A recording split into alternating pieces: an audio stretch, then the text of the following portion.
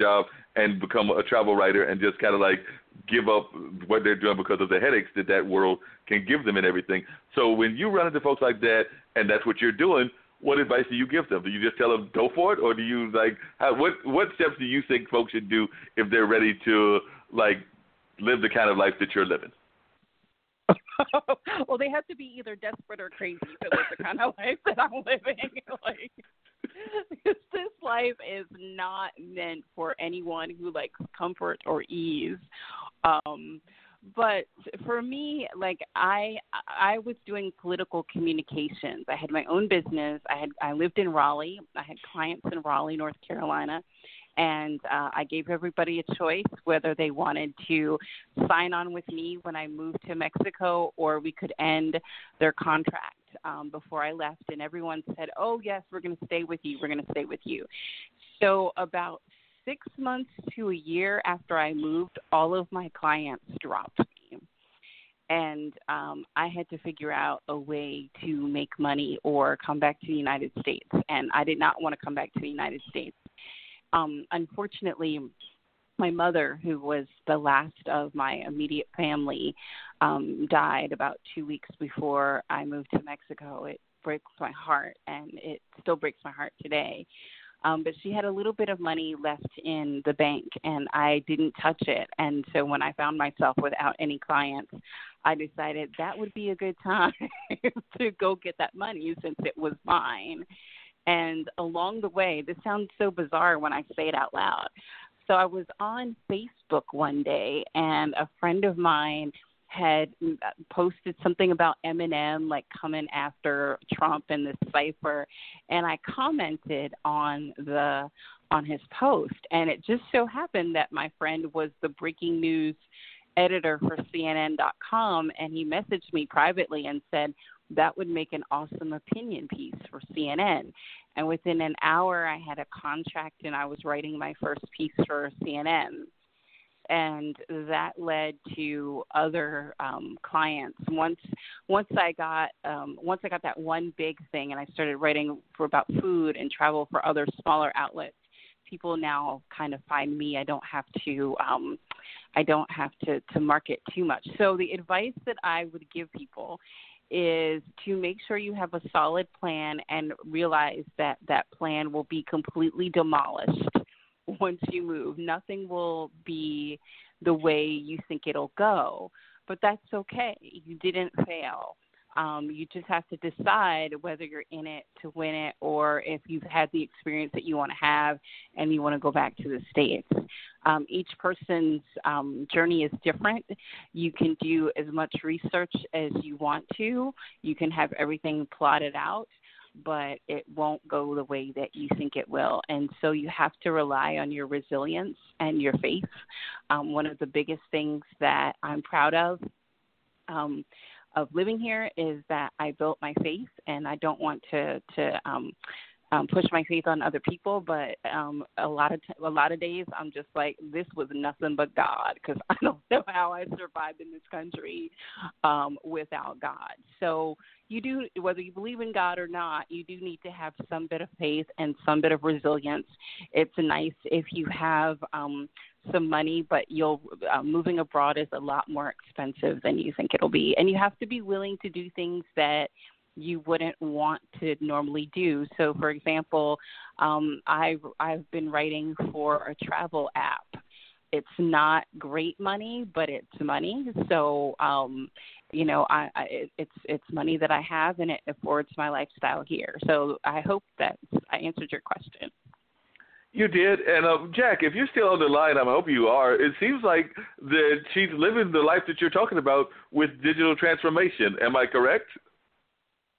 You're absolutely right. And it's so awesome when we can see these things converging, like the A-Team. I love it when a plan comes together, when we can see that doing the right thing and, being authentic to ourselves, can really come into convergence, and the technology to support that. Yeah, this is good stuff. And I'm just wondering, Kerra, how much has the digital part played in your career? Because I'm thinking that if you're all the way in Mexico, but you still had some clients at some point in Raleigh, but they have now not with you, but if you're picking up other clients, I imagine that some of these travel apps and other things are not based in Mexico. So how important is the whole digital way to you and your business? It seems to me that it would be very important. It's everything to me. And, Mexico, for all of its beauty, is still a developing country in some aspects. And I live in the part of the country that was not actually a state until like 40 years ago. So within my lifetime, this part where I live, it became a Mexican state. So in terms of technology, it's extremely important. And so while I may not have Wi-Fi from time to time, I invest in other tools to make sure that my technology is on point, because if I didn't have access to technology and the digital economy, I wouldn't be able to do this. And I'm wondering, this is for both of you, because one is an economist, that being you, Jack, and everything, and Kerra, you've done political consulting. It seems to me that we have definitely reached a new era, because it seems like all of our politicians are constantly communicating with each other, sometimes to our chagrin, through the social media. Because like I said, I am actually a big fan. I know everybody is not, but I'm a big fan of AOC, and I'm not a big fan of the person currently in the D.C. offices, where the White House stays and the president stays. But it seems to me that both of those individuals are constantly communicating through Twitter and other means of communication. So it seems like even in the political world, we're in a whole other world. So I just wondered if you could both comment on, is my perception correct that this is a whole other kind of universe that we're living in, and that this is going to be the new age where, before you might have gone to the newspapers and laid out your opinions there in your platform, but now it seems that in order to reach the millennials and even some that are in my age range, even in the 50s, there are people in the 50s that are very much attached to Twitter and Facebook and things of that nature. But I just wondered, both of your perceptions of the new wave of communicating through the internet and through other digital platforms. I certainly see that, and I would say that, the technology has also given voice to folks who wouldn't have had a voice before. The democratization of information and the free flow, of folks who have never had any stage before, let alone, a national or global stage, and the ability to include so many different perspectives that would have been easily ignored in the past by those who had the platform. Now we can see the inclusion and we can see the affirmation. We're at an inflection point in our culture, and I think it seems like, we went through a period of time where folks were pretty terrible and nasty to each other, and it's not that that's going to go away, and I don't want to be Pollyanna-ish about it. But at the same time, we are seeing folks move to, new heights and, being more tolerant and being able to understand that, their perspective, no one says it's wrong because they have a different one. We can all share that and see, where we have the resonance and where we don't. And what were you going to say, Kerra? You were getting ready to jump in that conversation as well.